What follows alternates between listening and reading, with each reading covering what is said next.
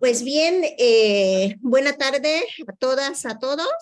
Es un gran honor estar aquí el día de hoy en esta conferencia 1 en el marco del coloquio de primavera SOAYED rumbo al mercado laboral, habilidades y competencias. Primero quisiera comentarles que para mí es un enorme gusto que nos esté acompañando el doctor Jorge Alberto Estrada Cuevas para esta conferencia 1 que se titula El Poder Judicial como empleador de egresados en Derecho, muy pertinente en este coloquio, este evento académico rumbo al mercado laboral. Entonces, permítanme, por favor, leer una breve semblanza curricular del doctor Jorge Alberto antes de darle la palabra. Bien, el doctor Jorge Alberto Estrada Cuevas es doctor en Derecho por el Colegio de Morelos, es especialista en contratación pública y especialista en responsabilidad civil por la Universidad de Castilla-La Mancha, Toledo, España. Además, es especialista en Derecho Administrativo Sancionador por la Universidad de Valladolid, España, y especialista en Derecho Administrativo por la Universidad Humanitas. Además, es profesor de licenciatura en la Facultad de Derecho de la Universidad Autónoma del Estado de Morelos y de diversas universidades privadas. Asimismo, es coautor de los libros intitulados Derecho Administrativo Sancionador, parte general, de la editorial Tirant lo Blanche, El juicio de lesividad, mecanismo de garantía de derechos humanos y derecho disciplinario en México, teoría y práctica, ambos de la editorial Porúa.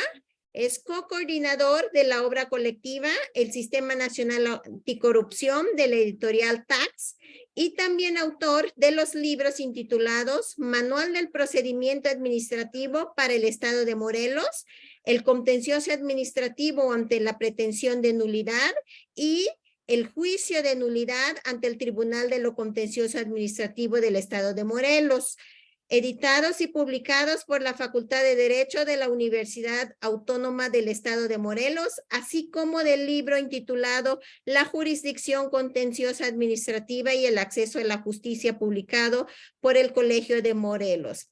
Actualmente se desempeña como magistrado del Tribunal de Justicia Administrativa del Estado de Morelos. Le agradecemos enormemente, doctor Jorge Alberto Estrada, que haya aceptado estar aquí con nosotros el día de hoy, de platicar con nosotros.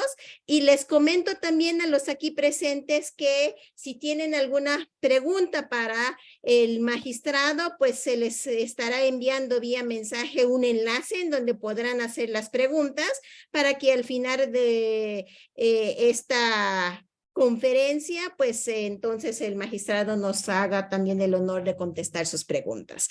Muchísimas gracias nuevamente y le cedo la palabra, magistrado. Adelante.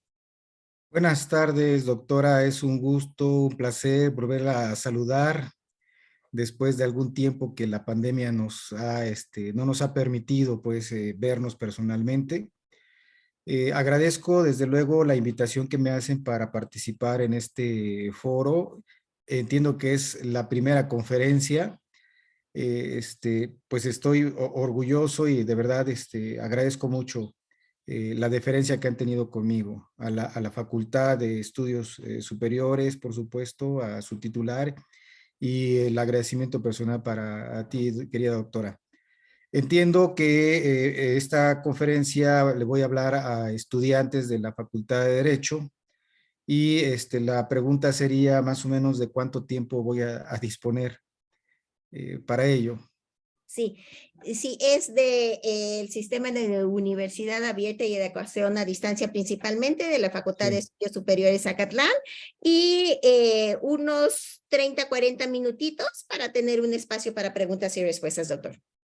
Perfecto, eso ya me permite más o menos planear e ir viendo el reloj, el cronómetro. Muchas gracias. Bueno, en principio, hablándole pues a los jóvenes estudiantes que han decidido o que eligieron estudiar la licenciatura en Derecho. En principio, pues decirles que cuando se decide optar por una carrera profesional o por el estudio de una carrera profesional, desde mi punto de vista, pues está tomando decisiones financieras, en principio, ¿no? Es una decisión financiera. ¿Por qué? Pues porque, entre otras cosas, pues elegimos una carrera, en este caso la de Derecho, pensando en que con ella pues vamos a obtener los ingresos suficientes que nos permitan pues obtener los satisfactores para tener una vida digna, para poder vivir pues de nuestra profesión, partiendo del piso en el que nos encontramos actualmente como estudiantes y para arriba, ¿verdad? No, no vamos a estudiar y estar en un piso e ir para abajo. Entonces es finalmente, escoger una licenciatura pues es una decisión financiera. Luego decirles que una vez que hemos escogido pues que hemos escogido estudiar una licenciatura, en el caso la licenciatura en Derecho, pues también tenemos que pensar en dos opciones. Desde mi punto de vista, claro está. Una, pensar si vamos a hacer del ejercicio libre de la profesión nuestra principal fuente de ingresos o si vamos a hacer del servicio público nuestra principal fuente de ingresos. Es una disyuntiva que creo que tenemos que plantearnos desde este momento. Si yo soy estudiante y próximamente egresado de la licenciatura en Derecho, pues debo decidir qué voy a hacer, si me voy a dedicar al ejercicio libre de la profesión o si voy a optar por hacer del servicio público mi estilo de vida o mi principal fuente de ingresos. Porque son decisiones pues también muy importantes. En el caso, vamos a hablar sobre la oportunidad que se tiene, los beneficios que se puede tener para ingresar a al servicio público como egresados que tienen la opción o que optan por la opción de el servicio público en el Poder Judicial. No sé si aquí yo pueda compartir alguna pantalla. No sé si ya se ve ahí. Ya se ve, doctor. Ya se ve, ok. Bueno, el tema es el Poder Judicial como empleador de egresados de Derecho rumbo al mercado laboral. Bueno, pues esto es lo que yo les decía, ¿no? Cuando hablamos de rumbo al mercado laboral, pues primero tenemos que pensar si como egresados queremos dedicarnos a la actividad libre de la profesión o al servicio público. Si optamos por el servicio público, tenemos varias opciones. Una, ingresar en el servicio público en la administración pública, digamos en la administración pública federal, estatal, municipal o en algún organismo autónomo constitucional o en los organismos descentralizados o en los organismos desconcentrados. Bueno, hay una gran variedad ahí de opciones. El caso es más específico, es buscar una opción viable o laboral en el Poder Judicial o en algunas áreas del Poder Judicial, ¿no? Yo aquí, por ejemplo, en esta lámina les he puesto que para el caso de Morelos, tenemos alrededor de, o existen 4 tribunales, básicamente, lo que es el Tribunal Superior de Justicia del Poder Judicial del Estado de Morelos. El Tribunal Superior de Justicia, pues cuenta con 19 magistrados que son designados por el Congreso del Estado aquí en Morelos. Cuenta con alrededor, óiganlo bien porque lo voy a decir, no es exacto porque no tengo la cantidad exacta, pero estamos hablando de alrededor de 100 jueces en el estado de Morelos. Por lo tanto, pues habrá un número considerable de secretarios de estudio y cuenta, secretarios de acuerdos, actuarios y por supuesto toda la plantilla laboral que apoya a estos servidores públicos, a magistrados, jueces, secretarios de estudio y cuenta, secretarios de acuerdos y actuarios, toda la plantilla. Por lo general, toda esa plantilla en un porcentaje como del 90%, todos son abogados o son estudiantes, en una parte estudiantes de la licenciatura en Derecho. Luego tenemos el Tribunal Unitario de Justicia para Adolescentes. Ese es un tribunal que también forma parte del Poder Judicial. Y este tribunal, bueno, consta de un solo magistrado y pues con su estructura orgánica. Y el Tribunal de Justicia Administrativa para el Estado de Morelos, en el cual formo parte yo estoy adscrito a la tercera sala, de un total de 5 magistrados que lo componen. Ese Tribunal de Justicia Administrativa en el cual yo me desempeño tiene igual un número considerable, como estamos hablando como unos 80 personas de plantilla, o sea, entre secretarios de estudio y cuenta, entre secretarios de acuerdos, actuarios y personal de base. Estamos hablando que es un tribunal pequeño, porque no llegamos más o menos, somos con las personas de la plantilla y los de confianza, pues más o menos andamos alrededor de unos 100, 110 personas, contándolos a los magistrados. Y el Tribunal de Arbitraje, que es un tribunal que forma parte de la estructura orgánica del Poder Ejecutivo. Esos son tribunales que dan más o menos albergue a un total aproximado de 2,500 personas, es decir, hay como 2,000 plazas ahí, más la plantilla de jubilados y pensionados, que debe ser más o menos como la mitad, ¿no?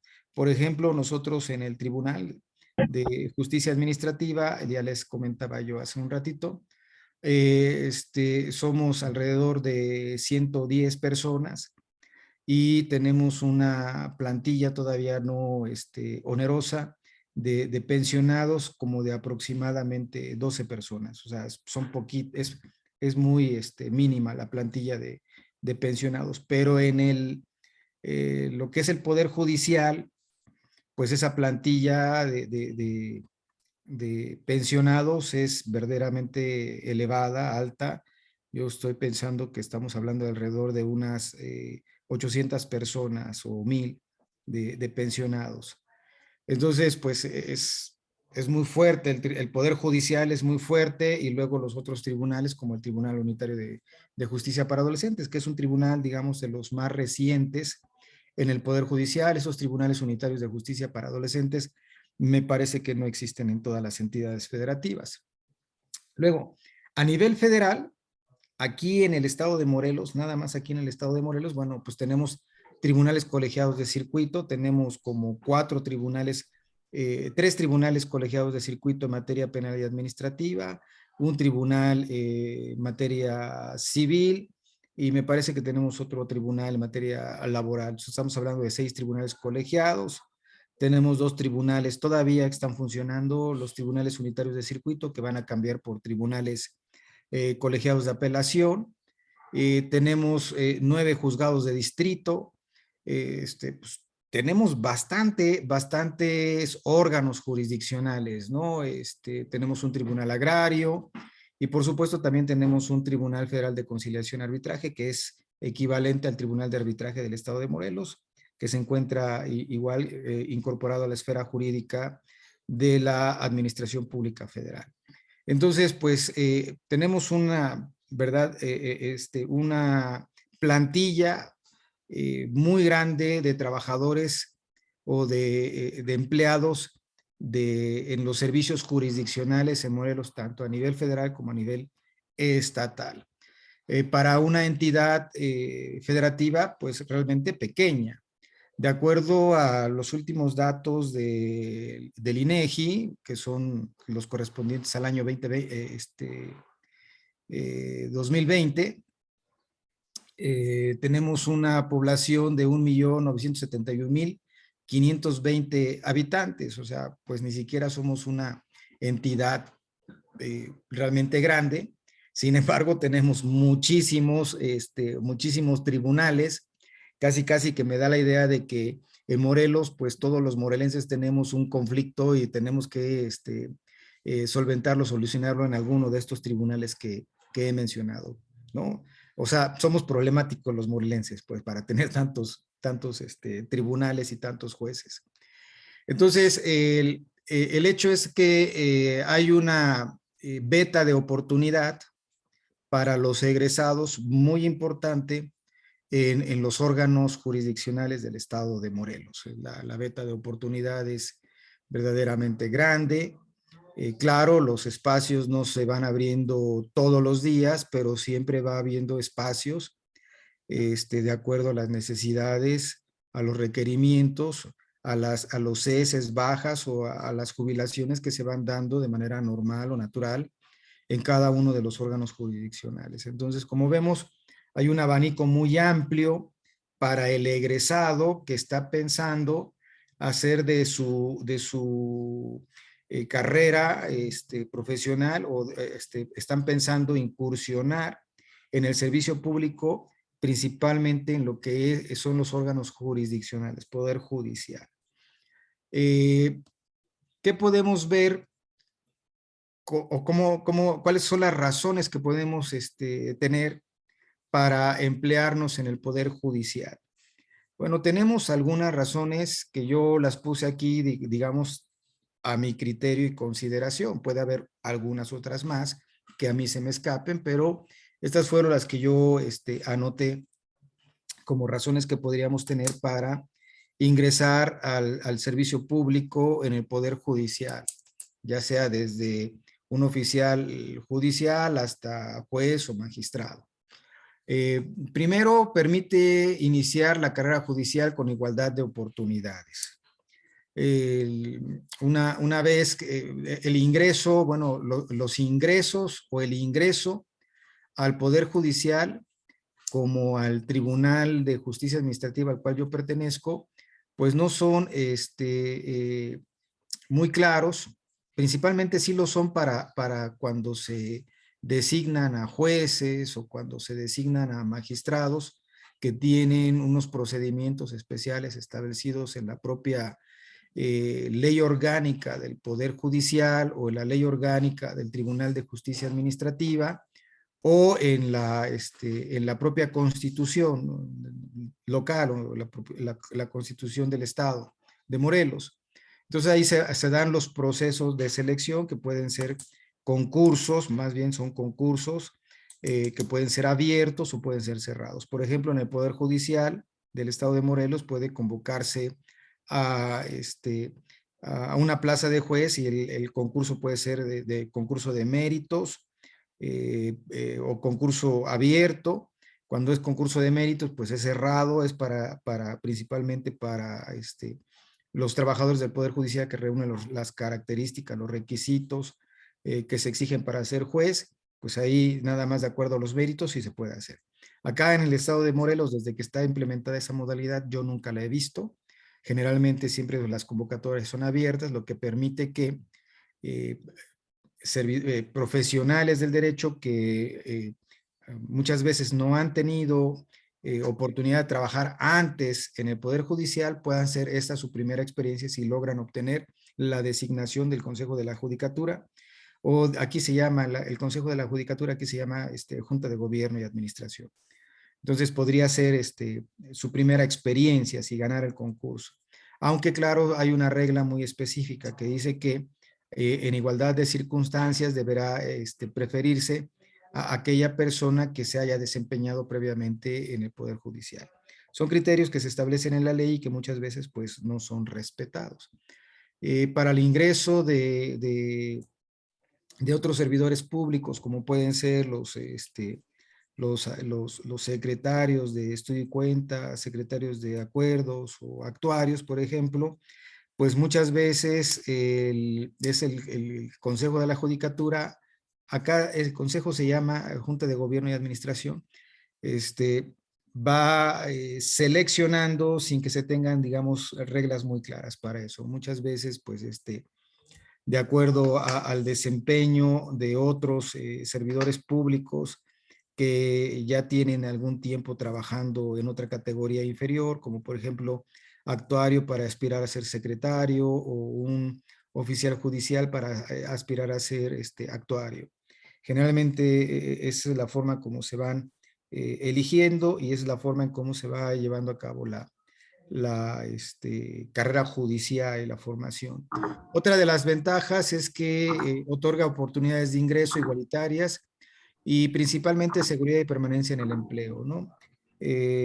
Finalmente, ustedes recordarán que en la Constitución Federal, el, el artículo 123 en su apartado B, si no me recuerdo la fracción 12, pues habla de un régimen especial para los empleados del Poder Judicial. Bueno, es igual o similar en las legislaturas de los estados o en las entidades federativas. Entonces hay un régimen especial, aunque eh, la idea es que se tenga esta clasificación que se tiene en la ley federal de los trabajadores al servicio del Estado. Esa clasificación que dice si no eres trabajador de confianza, entonces eres un trabajador de base, ¿no? Y los trabajadores de base, pues tienen una prerrogativa que no tienen los trabajadores de confianza, como es la permanencia en el empleo y la seguridad, pues, en el empleo. Sin embargo, los servidores públicos que se consideran como de confianza en el Poder Judicial, pues también tienen por lo menos, si no la permanencia, sí tendrán pues la seguridad jurídica de que no podrán ser dados de baja, sino en virtud de haber cometido alguna falta que amerite el cese, baja o la remoción en el cargo que vienen desempeñando y que eso sea motivo de una resolución sancionatoria por parte del Consejo de la Judicatura.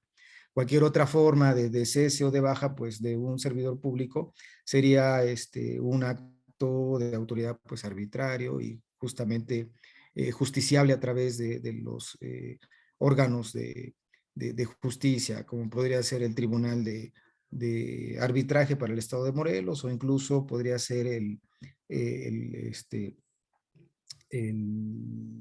juicio de amparo, o en su caso, si se trata a lo mejor de resoluciones por faltas disciplinarias, habría que ver si el Tribunal de Justicia Administrativa también tiene la posibilidad de revisar esos actos, ¿no? Entonces, esas son algunas de las razones. Otra es que otorga buenas prestaciones laborales. La verdad es que se tienen, por lo menos acá en el estado de Morelos, no sé en algunas otras entidades federativas, pero se tienen las prestaciones laborales que se establecen en la ley, las que son, pues, digamos, establecidas y reconocidas en la Ley Federal del Trabajo y en la correlativa que es la ley del Servicio Civil acá en el estado de Morelos. Pues las prestaciones mínimas que tienen derecho y que se desarrollan o se especifican o explicitan igual en el apartado B del artículo 123 de la Constitución. Sí puedo decir que como desventaja tal vez no sean los mejores sueldos, digamos que la parte más castigada en los salarios, que es, digamos, para los trabajadores de base, la parte más castigada pues está en un promedio de 8 o 9 mil pesos mensuales. Entonces, eso es lo que se puede ganar si se es oficial judicial A, B o C, que tiene estas tres características. Luego tendríamos que los actuarios están en un promedio de 12 mil pesos mensuales, los secretarios de estudio y cuenta y los secretarios de acuerdos están en un promedio de 25 mil pesos, los jueces de cuantía mayor o los jueces de primera instancia, como solemos coloquialmente denominarlos, pues andan en un promedio de 50 mil pesos. Y de ahí, pues quiero decirles que el magistrado, pues duplica estos salarios, ¿no? Esas retribuciones. Entonces, pues el cargo mejor pagado, pues es el de magistrado. Exactamente por qué, pues no lo sé, pero es el mejor pagado. De ahí en fuera, acá en Morelos, por ejemplo, tenemos 3 meses de aguinaldo, lo que representa, eso está determinado por la ley, lo que representa una prestación pues favorable, no es igual en todas las entidades federativas. Recuerden que la ley establece un mínimo que son 15 días, si no mal recuerdo, y de ahí para arriba, así que algunas otras entidades federativas, si no tienen los 3 meses que tenemos nosotros, pues sí pueden tener no sé, 45 días, o unas cantidades más o menos así, que sean superiores a los 15 días que determina la Ley Federal del Trabajo o la Ley del Servicio Civil acá en el estado de Morelos. ¿Qué más? ¿Qué otras razones para emplearse? Bueno, pues permite el desarrollo personal y profesional. ¿Por qué? Porque generalmente el Poder Judicial, como por ejemplo en el caso del Tribunal de Justicia Administrativa para el Estado de Morelos, cuentan con institutos, como igual como el Poder Judicial Federal, que tiene su escuela de formación judicial, pues tienen sus escuelas de capacitación o de formación. Entonces, pues hay formación, digamos, jurídica profesional y formación o capacitación administrativa, dependiendo de la categoría del servicio que se preste. Por ejemplo, para los oficiales judiciales A, B o C, pues la capacitación que puede ofrecer el Poder Judicial a esta clase de trabajadores, pues es una capacitación en materia administrativa, en el aprovechamiento de los recursos humanos, en el aprovechamiento de los recursos materiales o de los recursos tecnológicos. En el caso, pues, de los actuarios, jueces, magistrados, pues la capacitación es distinta. La capacitación está dirigida a profesionalizarlos en el servicio para prestar un mejor servicio de justicia o de administración de justicia. Entonces, hay estas posibilidades. Estos cursos de capacitación suelen ser, digamos que gratuitos y generalmente son aprovechados por los servidores públicos. No hay quien no quiera, ¿no? Por supuesto que una de las razones es porque al ingresar al servicio público en el Poder Judicial, pues se contribuye al fortalecimiento de la democracia y a la paz social, ¿no? Digamos que desde mi punto de vista, una sentencia que dicta un juez, pues garantiza el principio democrático, ¿no? Porque ahí, en esa sentencia, pues está en juego todo el orden jurídico, en tanto que debe de respetarse lo que se decide en una sentencia y pues las partes deben acatarlo. De otra manera, pues si no fuera así, pues estaríamos permitiendo que los justiciables se hicieran justicia por su propia mano, lo que está prohibido por el artículo 17 de la Constitución Federal. Bueno, esto de que otorga capacitación continua, ya lo comenté hace un rato, y permite el desarrollo de destrezas y habilidades en el desempeño del trabajo, ¿no? Esto es lo que vamos obteniendo cuando estamos ya, cuando hemos ingresado de alguna manera al servicio público en el Poder Judicial, en alguna de las categorías que se establecen o que he mencionado, pues van permitiendo que a esa persona que ingresa por primera vez, ya sea si inicia desde abajo, desde la parte de oficial judicial, pues va de acuerdo a sus habilidades, a sus destrezas, a su desarrollo académico, porque muchos son estudiantes, luego ya son licenciados, y luego incluso están haciendo ya maestrías o cursando sus estudios de maestría, pues van abriéndose las oportunidades para ellos para ir ocupando otra clase de cargos de mayor importancia, ¿no? Entonces, estas son, digamos, algunas razones que yo he visto. Puede haber otras más que no estén aquí expresadas, pero son algunas razones de las que yo veo por las cuales puede uno eh, aprovechar la oportunidad de incursionar como servidor público en el Poder Judicial o en alguno de los tribunales que yo he mencionado hace un rato, tribunales, digamos, locales o tribunales federales. O sea, plazas hay muchísimas. Por ejemplo, ahora aquí en este año se espera que para el mes de mayo, o sea, ya pronto, en 2 meses, tal vez en junio, se renueven, ahora les voy a decir, 6 plazas de magistrados en el Poder Judicial, o sea, en el Tribunal Superior de Justicia. Tenemos una plaza de magistrado en el Tribunal de Justicia Administrativa que está vacante y que se tiene que renovar. Entonces ahí estamos hablando de unas 7 plazas de magistrados. Y para eso, bueno, pues hay muchas personas que actualmente son jueces o que son incluso secretarios de estudio y cuenta o abogados en ejercicio de la profesión, que una vez que salgan las convocatorias para concursar estas plazas, seguramente se van a inscribir y van a participar de ese proceso de selección con la oportunidad en igualdad de circunstancias de ser designados magistrados, tanto o del Poder Judicial, del Estado o del Tribunal de Justicia Administrativa. Este es un caso que tendrá que resolverse, ya les decía, en el mes de mayo o a más tardar a más tardar antes del 15 de julio, según entiendo yo, antes de que el Congreso del Estado aquí concluya su periodo ordinario de sesiones. Entonces, tenemos esas posibilidades. Y así, varios jueces van pidiendo sus jubilaciones, ya hay varios que yo conozco que están allá en vísperas de la jubilación, y esas van a permitir que haya un escalonamiento, que se nombre a personas del mismo tribunal o que se dé oportunidad a abogados que no forman parte del Poder Judicial a que puedan incorporarse como jueces. Para el caso, por ejemplo, de las actuarías o de los secretarios de estudio y cuenta o secretarios de acuerdos, no es usual que se convoque.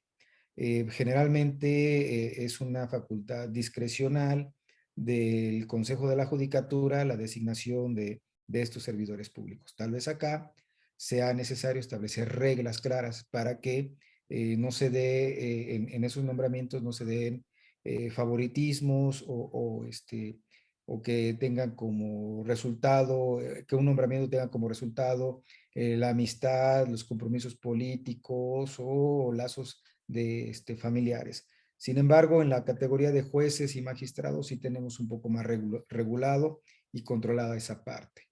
Y por último, en la experiencia personal, tengo años dando clases en la Facultad de Derecho, generalmente el perfil que tengo, que es magistrado del Tribunal de Justicia Administrativa, pues las materias que a mí me asignan son las materias en Derecho Administrativo y generalmente voy reclutando gente para que se incorpore a mi sala cuando se van abriendo espacios. Generalmente voy reclutando a alumnos que yo he observado en ellos, que tienen un desempeño que es superior al de sus compañeros, a que han demostrado ciertas habilidades, ciertas destrezas, el gusto por la materia del derecho administrativo, porque no es una materia que guste mucho a todos, como sería el penal, por ejemplo, el constitucional o el amparo. Y entonces, pues ahí vamos teniendo un poco de ojo con los alumnos y de alguna manera, pues cuando tenemos oportunidad en la sala, déjeme decirle que los magistrados no nombran a los servidores públicos, pero sí tenemos la opción de proponer a quien ocupe una plaza en la sala de adscripción. Entonces, quien tiene el poder de nombramiento ahí es el pleno del tribunal y a propuesta, digamos, del magistrado que está requiriendo de la designación de una persona, ya sea como oficial judicial, actuario, secretario o proyectista, digámoslo así. Entonces eso ya le queda a cargo de la propuesta, pues puede ser del propio magistrado, ¿no? Y por eso es que cuando uno va detectando en el aula entre los compañeros, primero, pues a los que les interesa la materia y luego de esos a quien les interesa la materia, ver quién realmente tiene un gusto por esa materia y quién pues demuestra tener mejores capacidades, ser más receptivo, que comprender más esta área de estudio, pues generalmente es una forma en la que yo voy haciendo el reclutamiento.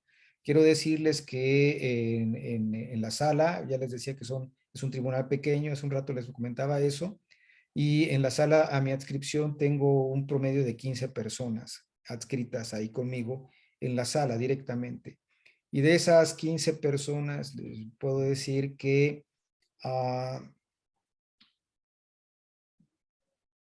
12 personas son egresadas de la Facultad de Derecho de la Universidad del Estado de Morelos. Eso no quiere decir que tengan una preferencia, lo que quiere decir es que yo he visto mejor desempeño en ellos que en otros de otras escuelas, porque tengo ¿Qué por te lo pasa, menos pa? otros tres que son egresados de escuelas particulares. Y los tengo ahí con un muy buen desempeño.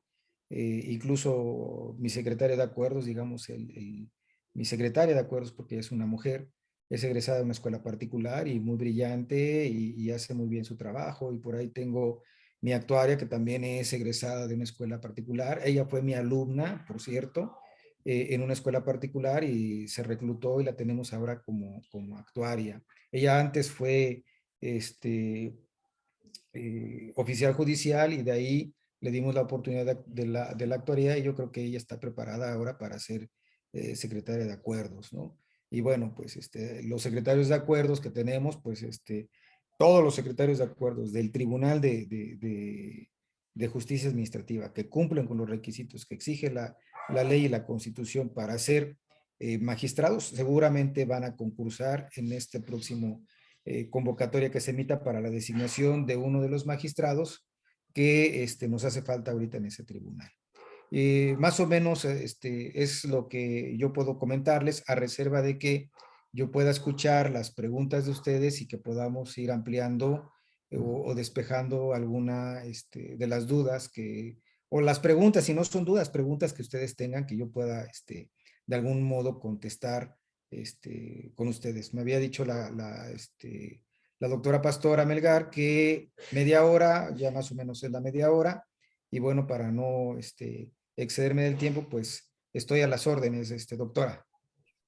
Sí, doctor, muchísimas gracias. Tenemos aquí ya algunas preguntas de algunos de nuestros oyentes en esta ocasión y se las voy a ir compartiendo. Entonces, nos dice René González Alvarado, nos dice, ¿cuáles son los requisitos mínimos para ingresar al Poder Judicial del Estado de Morelos y qué puesto es? Bueno, habría que ver la categoría. Por ejemplo, en la clase de servidores públicos, empleados de base, que son los oficiales judiciales A y B, C, que son los que así se clasifican en la ley, no se requiere necesariamente ser abogados, ¿no? Para empezar, aunque en su mayoría son estudiantes de la licenciatura en Derecho. O sea, no se requiere. Número dos, pues son los requisitos que se pueden exigir para todos. Como no se requiere ser abogado titulado para ese tipo de trabajos, pues basta con que sea uno mayor de edad, que tenga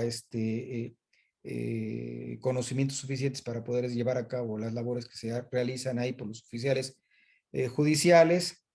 Por supuesto, no haber cometido delito que merezca pena corporal, delito doloso que merezca pena corporal, o sea, no haber cometido pues un delito, no estar inhabilitado para ejercer el servicio público, y bueno, pues los requisitos que se exigen para aquí no vamos a exigir, por ejemplo, que se tenga cédula profesional, ¿no? Simple y sencillamente eso. Segundo, y es un dato muy importante que no mencioné hace un rato, generalmente tenemos en el Poder Judicial, porque en el Tribunal de Justicia Administrativa, aunque lo hay, es un sindicato que no tiene, digamos, que tiene su vida formal, pero no material, es decir, existe, pero no hay quien lo represente, ¿no? Ese sindicato actualmente. Pero en el Poder Judicial sí. Y entonces el Poder Judicial tiene su propio sindicato y el sindicato tiene su contrato colectivo de trabajo y en ese contrato colectivo de trabajo el sindicato tiene una participación importante para ir proponiendo el escalafón entre ellos y para ir haciendo las ofertas laborales que debe considerar el patrón, en este caso el Consejo de la Judicatura, para ir ocupando algunos espacios. No sucede así con la categoría de los servidores públicos que se consideran de confianza, digamos, actuarios, secretarios de acuerdos, jueces. No sucede así porque para cada uno de ellos se exigen requisitos especiales o particulares. El principal de los requisitos que se va a exigir para ser actuario, secretario de acuerdos, proyectista o juez, por ejemplo, pues es tener el título expedido, ¿no? De tener un título que le habilite para ejercer la profesión de licenciado en Derecho. Luego, pues que se tenga una cédula con una vigencia mínima de 3 años para algunos casos o de 5 años para otros casos. Y los mismos requisitos de ingreso, pues no, no haber cometido delito doloso que amerite pena privativa de la libertad, gozar de buena fama o reputación, lo que sea que signifique eso, no estar inhabilitado para ocupar cargos públicos y bueno, tener, aquí sí se exige una edad mínima de 25 años, por ejemplo, para actuarios o para secretarios de acuerdos, ¿no? Entonces, estos básicamente son los requisitos. Y ya les decía, aquí no interviene ya el sindicato, ya es para esta categoría de trabajadores es una, digamos, una decisión discrecional que desde mi punto de vista tendría que estar debidamente regulada en la ley orgánica del Poder Judicial. Debería de haber ahí una forma, requisitos de ingreso y requisitos de permanencia en el cargo. No hay más que estos requisitos de ingresos que son objetivos o formales, pero no tenemos otros requisitos más que esos y el poder discrecional de nombramiento que tiene el Consejo de la Judicatura. Ya para la designación de magistrados, ya lo decía hace un rato, generalmente son convocatorias, unas públicas abiertas y otras que son cerradas y por concurso de mérito. Y esta de concurso de mérito, hasta donde yo recuerdo en todos los años que llevo en el Poder Judicial y ahora en el Tribunal de Justicia Administrativa, no he visto una convocatoria de concurso de mérito para la designación de jueces. Sí la hay, de oposición y son para el personal interno y para abogados externos, ¿no? Y ahí quien ahora sí, como dice el dicho, el que tiene más saliva come más pinole, ¿no? El que demuestra tener mejores conocimientos de la materia, pues, y una mejor evaluación. Los exámenes generalmente son exámenes de conocimientos, una entrevista con los miembros del Consejo de la Judicatura, y un examen ¿cómo le llaman? Psicopedagógico. Básicamente son esos. Hay eh, momentos en que se agregan otros requisitos, como en alguna ocasión se pidió el examen de confianza, aunque no es un requisito que se establezca en la ley, en la Constitución. Fue impugnado por algunos aspirantes y fue, por supuesto, otorgada la protección constitucional, y ese examen quedó, digamos, eliminado para la selección de jueces. Eh, Algunos habían otros propuesto en algún momento que se hicieran exámenes antidoping, pero no son requisitos que se exijan en la ley, en la Constitución. Y para magistrado, pues es igual, nada más que cambian algunos requisitos. Por ejemplo, se exige que se tenga como mínimo 5 años en el ejercicio de la profesión, o que se tenga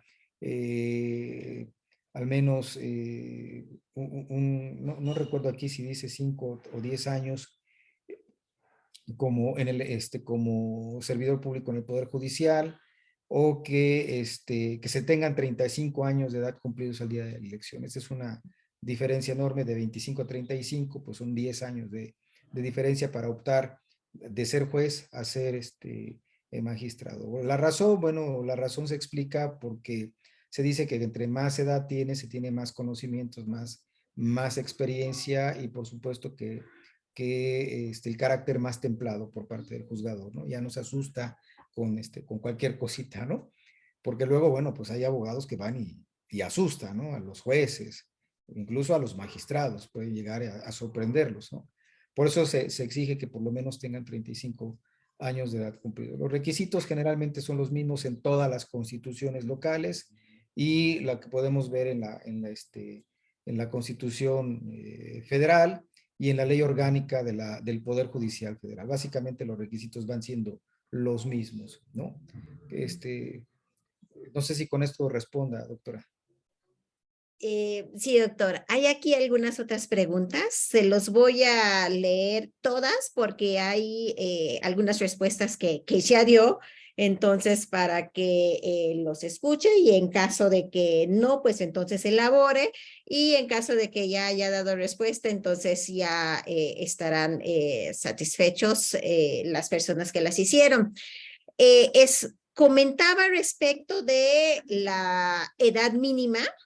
Aquí hay una pregunta de Vanessa Roldán Ramírez que nos pregunta cuál es la edad máxima para entrar al Poder Judicial. Eso sería una de las preguntas. Ella misma también nos pregunta sobre los cursos, si son exclusivamente para el personal. ¿Ah? Creo que ya inició a dar al menos respuesta a esta otra, que es de José Eduardo Rubio Chávez. Preguntan, ¿los requisitos para ser magistrado son los mismos en Morelos y en el Estado de México? Y aquí también tenemos dos preguntas que van en el sentido de qué características personales se busca o se toma en cuenta como reclutador. Y a ver, aquí también tenemos una pregunta que dice, ¿se debe comenzar de alguna forma en su experiencia? Dice, ¿cómo podemos empezar como egresados o como estudiantes? Entonces, esas serían las preguntas, doctor, por favor. Sí, estoy tomando nota, ¿eh? Sí, Muy doctor. bien. Bueno, pues era Vanessa, José Eduardo y creo que ya no recuerdo más, ya no alcancé a tomar nota de todos, pero voy a tratar de ir respondiendo. La pregunta que se me hace más interesante es la edad máxima para ser magistrados, ¿no? Porque sí existe una edad mínima, pero no existe una edad máxima para ser magistrado. Aquí, por ejemplo, en el estado de Morelos, puede no ser igual que en otras entidades federativas. Por ejemplo, respondiéndole me parece que me dijiste René, si no mal recuerdo, no es igual posiblemente, porque aquí en el estado de Morelos, la última reforma a la constitución del estado suprimió la evaluación de los magistrados. En un principio, los magistrados eran nombrados por un primer periodo de 6 años y luego por un periodo, eran ratificados por un segundo periodo de 8 años para completar un total de 14 años.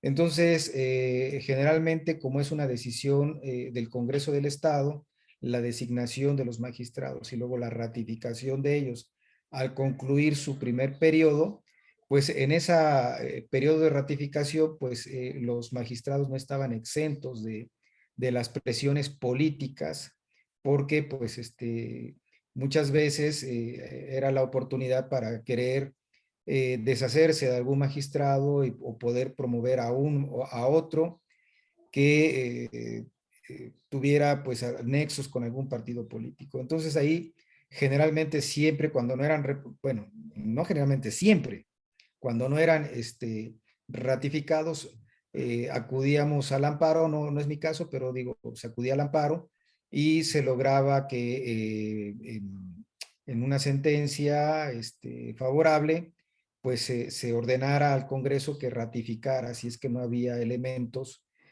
razonables para no ratificarlos en el cargo. Entonces, el Congreso finalmente sucumbió a todo eso y dijo, ya no más, ya no vamos a pasar por eso de las evaluaciones, porque siempre que no ratificamos a un magistrado, pues va al amparo y nos gana el amparo y terminamos ratificándolo. Entonces mejor vamos a evitarnos ese proceso que es innecesario y el constituyente permanente de aquí del estado de Morelos decidió eliminar la ratificación y establecer un único periodo de 14 años a partir de que son designados los magistrados.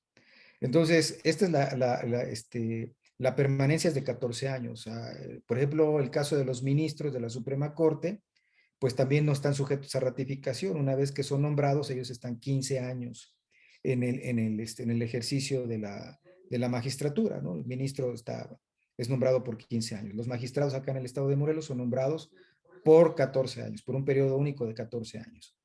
La edad mínima son 35 años. Entonces habría que ver Esta es una cuestión de apreciación por parte del Congreso, porque imagínense ustedes que la edad de retiro, o sea, forzoso de los magistrados, sea de 60 años, y que esté nombrando magistrado a una persona de 50, 55 años. Entonces, pues no va a cumplir el periodo de 14 años. Y la idea, entiendo yo, es que pues se vaya adquiriendo experiencia en el desempeño del cargo para que esa experiencia, una vez que se van yendo los que fueron nombrados primeramente, pues esa experiencia vaya quedando, permeando en el tribunal para que los nuevos magistrados pues también puedan abrevar de esa experiencia. Entonces, concluyendo, la edad mínima son 35 años. La ley acá en el estado de Morelos dice que deberán retirarse a los 60 años, es el retiro forzoso, pero el Congreso puede nombrar a una persona de 55 años, ¿no? Y a los 5 años ya estarse retirando por el retiro forzoso, cosa que no me parecería prudente por parte del Congreso del Estado. Otra cosa que probablemente no sea muy prudente es que se nombre, probablemente no sea prudente, pero así está en la Constitución, que se nombre a una persona magistrado con 35 años de edad, lo que significa que se va a ir a los 35, 40, 50, a los 50 años de edad, a los 51 o 49 años de edad se va a ir jubilado, lo que significará que en todo caso, pues se tenga que hacer, se va a retirar muy joven y le cause un daño, bueno, sea oneroso para el presupuesto del Poder Judicial, ¿no? ¿Cuál sería una edad idónea? Pues no sé, hay una edad entre los 40, 45 años para que más o menos cumplan a los 60 años del retiro forzoso, ¿no? Y no se conviertan en una carga presupuestal. Por otro lado, la otra pregunta que nos hacían, casos para eh, requisitos para ser magistrado, bueno, ya los he dicho, cada constitución va a establecer los suyos, ¿no? Y se van a reglamentar. Los requisitos acá en el estado de Morelos no son muchos, ya les decía, 35 años de edad cumplidos, tener cédula profesional con menos 5 años de antigüedad. Dice la constitución, todavía lo dice así, todavía se lo piden, tener un modo honesto de vivir, ¿no? Lo que sea que signifique eso, no haber sido condenado por delito que merezca, delito doloso que merezca pena corporal, y bueno, pues no estar inhabilitado, no tener una inhabilitación para ejercer algún cargo. Esos básicamente son los requisitos. Y el requisito más importante, pues, es tener la mayoría en el Congreso, ¿no? Que es una mayoría calificada, para la designación de los magistrados. Entonces, es el requisito más importante. Eh, las características para el reclutamiento, o sea, es muy subjetivo ahí, ¿no? Es la parte subjetiva.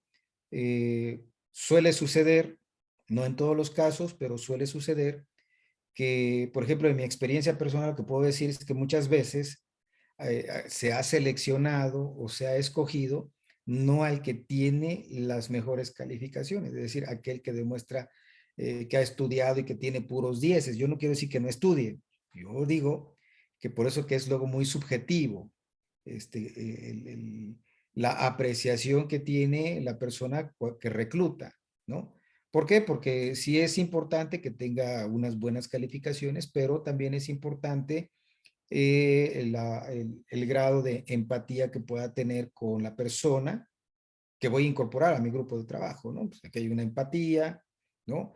Que me parezca que tiene la disposición plena para trabajar, que le gusta la materia, que demuestra el interés en el trabajo, ¿no? Por ejemplo, he tenido situaciones penosas, porque me ha tocado despedir a personas.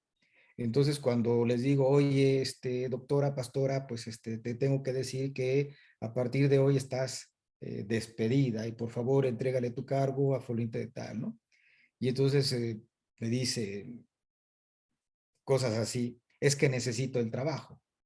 Y le digo, bueno, es que tú me dices ahora que te estoy despidiendo que necesitas el trabajo y tú me tienes que demostrar todos los días que necesitas el trabajo, no el día que te estoy pidiendo tu renuncia o que te estoy despidiendo, ¿no?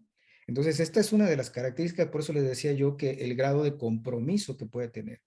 Es importante las calificaciones que tiene una persona, un estudiante, ¿no? Al que vamos a reclutar, pero hay que ver los grados de empatía, el compromiso que pueda tener con el trabajo que se le pueda ofrecer, porque muchas veces, pues sí, dicen, tienen interés porque quieren trabajar, porque quieren ganar algún dinero, pero realmente no están comprometidos. Y entonces al rato tiene que ver uno en la necesidad de decirles, bueno, hoy es tu último día de trabajo. Y siempre dicen, ah, pero es que necesito el trabajo. Y uno les contesta, pues sí, pero es que me debes demostrar todos los días que necesitas el trabajo, no el día que te estoy despidiendo, ¿no? Y esas pues las historias. Entonces, pues es importante para responderle, creo que era René, para responderle, es importante las buenas calificaciones, ¿no? O sea, tener calificaciones de excelencia, pero también es importante tener estas empatías con quien va a reclutar y este compromiso que se demuestre ya en el trabajo, o sea, el compromiso de hacer y de demostrar todos los días que se necesita el trabajo, ¿no? ¿Y qué otra pregunta me queda? Ay, creí. Si la capacitación, los cursos de capacitación son nada más al personal o son para todas las personas, incluyendo no del Poder Judicial, o sea, abogados externos. Generalmente estos cursos de capacitación, cuando son al personal de base, son nada más para el personal de base, no se trae a otras personas. Y para actuarios, jueces, magistrados, cuando tenemos, existen cursos de capacitación, son para ellos. Y pocas veces se abren espacios para otras personas, ¿no? Externas. Entonces, generalmente son cursos de capacitación cerrados porque son muy especializados para la gente que ya está trabajando y que necesitamos que